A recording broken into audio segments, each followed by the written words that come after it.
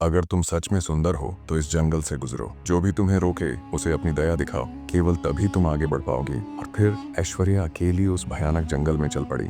जंगल का हर पेड़ उससे बात करता प्रतीत होता था। एक टूटी हुई डाल ने उसका रास्ता रोका। मुझे दर्द हो रहा है, क्या तुम मेरी मरहम पट्टी करोगी? ऐश्वर्या ने नाक सिकोड़ी। मैं राजकुमारी हूँ, पेड़ों की सेविका नहीं। लेकिन जैसे ही वह आगे बढ़ी, जमीन ने उसे निगलने की कोशिश की। वह चिल्लाई, ठहरो, मैं मदद करूंगी। उसने अपने कीमती वस्त्र का एक टुकड़ा फाड़कर डाल पर बांध दिया। अचानक पेड़ ने फूलों से खिलकर रास्ता साफ कर दिया। थोड़ी दूर चलने पर एक घायल शेर मिला, जिसका पैर शिकारी के जाल में फंसा था। कृपया मुझे छुड़ा दो, शेर कहा। ऐश्वर्या डरी, लेकिन उसने हिम्मत जुटाई। उसने जाल काटकर शेर को मुक्त किया। शेर ने उसके पैर चाटे और गर्जना करता हुआ जंगल में लुप्त हो गया।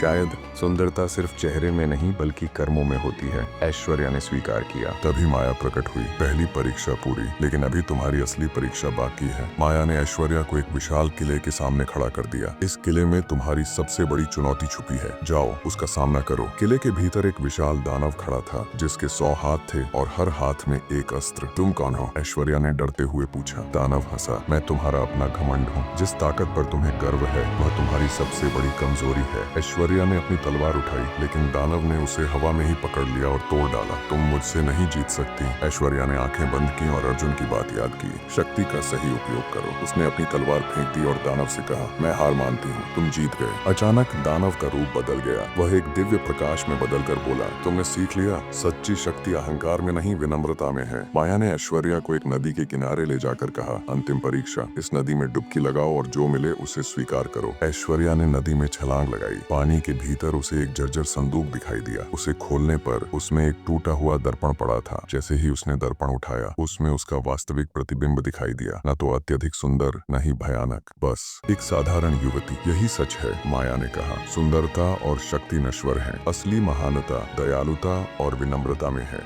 ऐश्वर्या की आंखें खुली तो वह अपने महल के बगीचे में थी। अर्जुन उसके सामने खड़ा मुस्कुरा रहा था। क्या अब सब एक सपना था? अर्जुन ने सिर हिलाया। नहीं राजकुमारी, यह तुम्हारी आत्मा की यात्रा थी। अब तुम समझ गई होगी कि सच्ची महानता क्या होती है। ऐश्वर्या ने उसके पैर छू लिए। मुझे क्षमा कर दो, मैं बदल जाऊंगी। और उस दिन के बाद राजकुमारी ऐश्वर्या न केवल एक महान योद्धा बनी, बल्कि एक दयालु और न्यायप्रिय शासक भी। उसने अर्जुन को अपना सलाहकार बनाया और राज्य में समानता फैलाई। कहानी का संदेश, घमंड सबसे बड़ा शत्रु है। सच्ची सुंदरता और शक्ति भीतर से आती है। विनम्रता ही वास्तविक विजय है।